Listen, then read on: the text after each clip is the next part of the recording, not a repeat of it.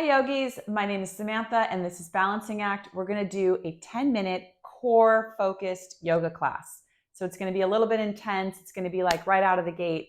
We're just going to really focus on our core. All right, so please be warmed up before you take this class. I want you to modify as needed, and I want you to have done like some sun salutations and kind of like warmed up your body before we dive in. Okay, here we go. Come to the front of your mats. Open up your chest and reach your arms to the sides of the room. Back of your neck is nice and long, so drop your chin just a little bit. And let's just twist the body. Twist the body to the right. Reach that right arm toward the back of the room. And then bring the right arm forward and the left arm open. Start by warming up this core. As you open up and close, I want you to think about sort of closing the rib cage and activating your core here as you open it and then close it. One more on each side. And inhale the arms up nice and high. And exhale, forward fold. Walk your feet back right into a plank pose. So let's hold a plank here just for about 30 seconds. Squeeze your glutes nice and tight. And press through the heels. Press through the base of your big toes, but I meant to say your index finger. Press through the base of your index finger as you're pressing your hands into the mat. If you start to shake, you're doing it right. Take a few more breaths here. Keep those glutes nice and tight. And then just rock back and forth here just for a moment. And press back into your down dog as you reach your left hand over to your right foot and back into your plank. And then reach opposite hand, opposite foot, reach. So we're just going to keep flowing here for about 10 minutes, and we're just going to really focus on that 360 core, which we all love so much to be strong. It helps your back. It helps so much of your body, your posture. Sitting in a chair is more comfortable. Standing is more comfortable. You're better at sports, helps your balance. So strengthening our core is just so very, very important. All right, last one on the left side here. And drop to your knees. We're going to do some bird dogs. So right leg comes out, left arm moves forward. And let's bring our elbow to our knee. And extend it, elbow to knee, extend. Elbow to knee, extend. Elbow to knee, extend. This time, reach that left arm around and just touch your toes and extend. Elbow to knee, extend. Touch the toe and reach. Strengthening our backs is part of strengthening our core when we're looking at it from a holistic 360-degree angle. And that is how we're looking at it. And last one. Moment of time under tension, just elevate everything up, squeeze your glutes, and drop it down. Very nice. Let's switch sides. Left leg reaches back, right arm reaches forward, and elbow to knee. Extend, elbow to knee, extend it, elbow to knee, extend. Touch and extend, and then reach around. Just touch those right toes, left toes. Reach, elbow to knee, touch the left toes, elbow to knee, touch the left toes. And last one, it's starting to burn. We're getting a little secret burn in the shoulders. Inhale, last one, bring everything up and drop it down. Beautiful. Let's sit back down on our heels. And then bring those hip flexors down to the ground. Sit down on our heels. Hip flexors down on the ground.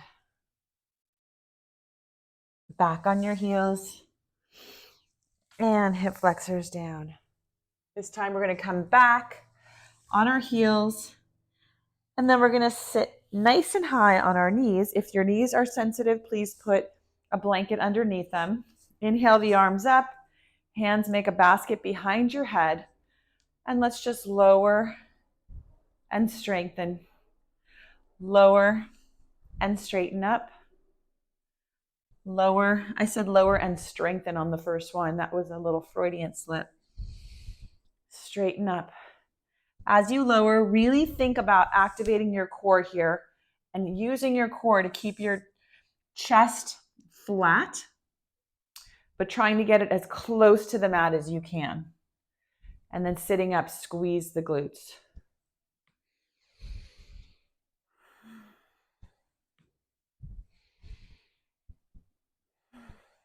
Last one. Beautiful. Squeeze those glutes, walk your hands out and press back into your down dog. We're going to crouch like a tiger and hop all the way through and come into our boat pose. So in your boat pose, if you can raise your legs up, then you can go ahead and just land right here in this boat pose. If you want to put your legs in tabletop, that's a nice modification.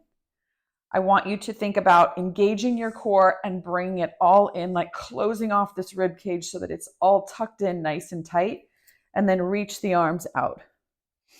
And if you can extend your legs even for just a moment, if you want to try grabbing your big toes with your index and middle finger, that's a nice modification. If you can just take about 1 or 2 breaths like this and then bring it back to your tabletop, so you can play around with the different variations that you can do. And if you want to even bring your arms up, that's another more progressed modification. But you can bring in your feet. I just don't want you to touch them to the mat. I want you to keep them off the mat as much as possible. We're going to start to lower down into our lying boat pose. So try to do this slowly and with control. And keep those feet off the ground. Now, the lower your feet are, the more your lower back's going to try to peel off the mat. So bring those feet up as much as you need to keep that lower back really fused all the way to the mat. And extend those hands out. If you need to put your knees in tabletop or just hug them in for a moment, that's absolutely fine. If you want to make the hardest version of this, then your head, neck, and shoulders are off the ground. Your hands are extended out behind you. So if you want to try that for just a couple of breaths, and then you can bring it in. We're just playing around with different modifications of our lying boat or hollow hold, whatever you prefer to call it.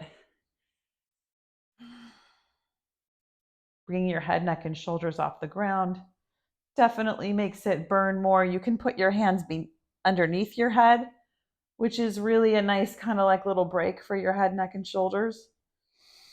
And then bring those knees in. We're going to come back to our hollow hold one more time.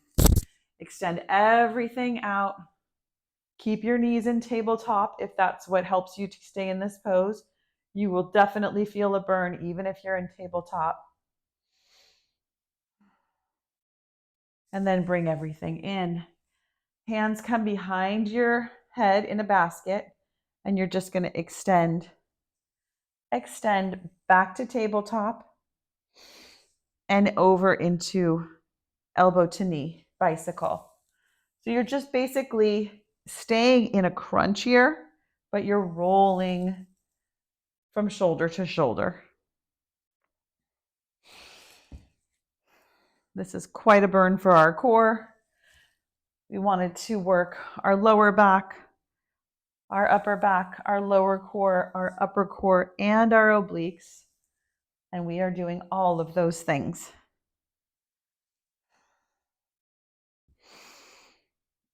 Awesome.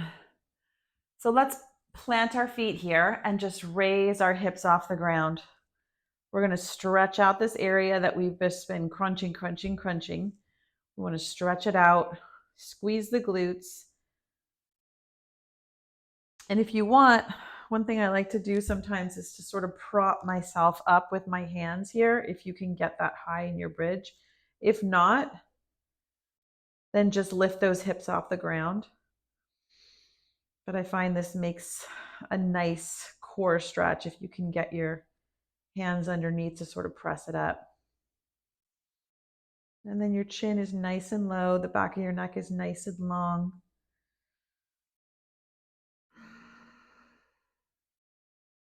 You can also just clasp your hands here and sort of roll up on top of your shoulder blades for a nice strong bridge, pressing your fist into the mat. And then unroll it and come down one vertebrae at a time. Knees come in, make some circles. And let's just let the knees fall from side to side just for a moment. And that was excellent work. That was good 10 minutes of strong core work. So well done. And you can take a Shavasana if you like, or we can just end off here. Thank you for joining me and have a beautiful day. Bye.